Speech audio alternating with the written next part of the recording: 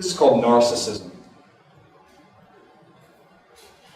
Lord, Lord, who lives within, whoa, forgive me for my sins. Lord, Lord, the way you look at me, whoa, you make me shake and cringe.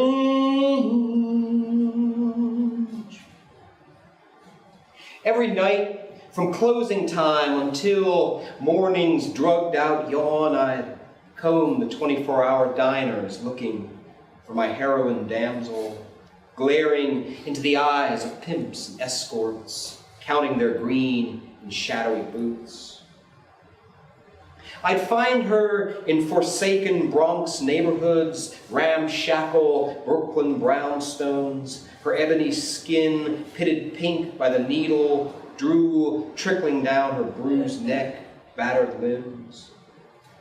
Like Gabriel himself, I'd whisk her home amidst a storm of accusations. She'd sleep like a vampire long past noon's impatient stare.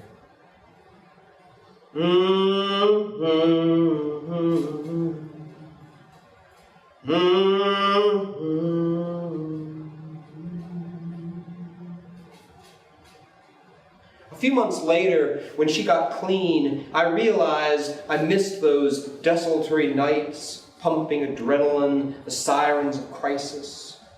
How alive I felt, the barrel pressed against my temple. She left me for a Cuban evangelist with a daytime talk show. They moved to Los Angeles and wooed a loyal flock. I took on a litany of candidates, women who begged me to save them and cursed the marrow in my bones. I finally crashed in a clinic outside Baton Rouge, spent 6 months in a white suit staring at my broken love line. It's strange how lifetimes have flowed like water in a bong, how I still curse the hungry stillness, this agonizing calm, what seems like the sleep of atoms, the universe itself, droopy-eyed, chromatic.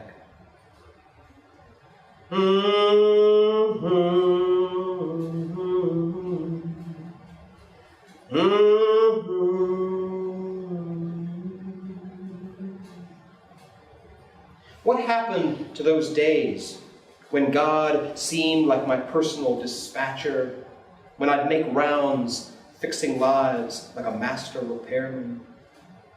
What happened to the possessed and dying?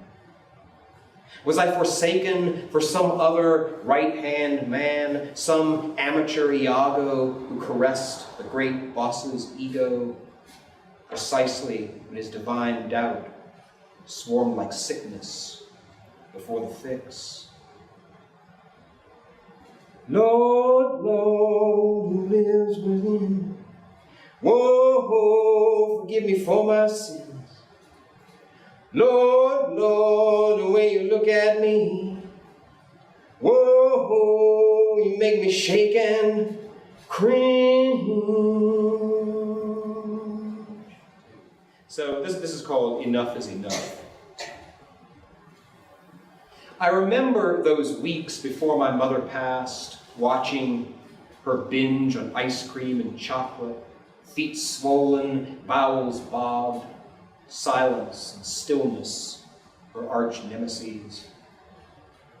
I realize now that she was simply a child sent to a boarding school too early, turned over to nuns who branded her with the crucifix, an orphan reared on broth and brimstone, pawned off by guardians to my father, 16 years her senior.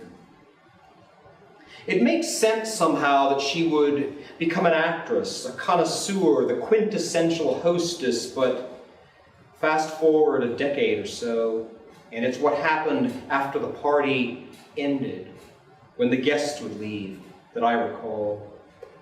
Fathers drunken, jealousy erupting, their voices shrill, staccato, then mother wailing in the jasmine, dirt on her face, handfuls of hair in the moonlit grass. I spent my childhood running a gauntlet between house and lawn, engineering truces between mad giants, praying that we might get some sleep before the new light.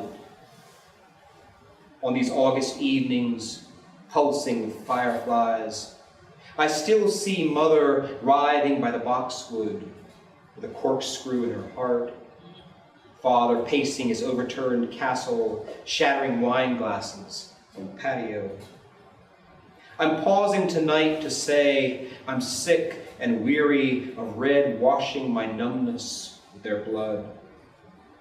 Valerie, Bill, I no longer need to keep your graves unmarked. Mary in Clifton Park beside a crepe myrtle. Her capacity for heartache, her lack of self-consciousness. I'm humbled.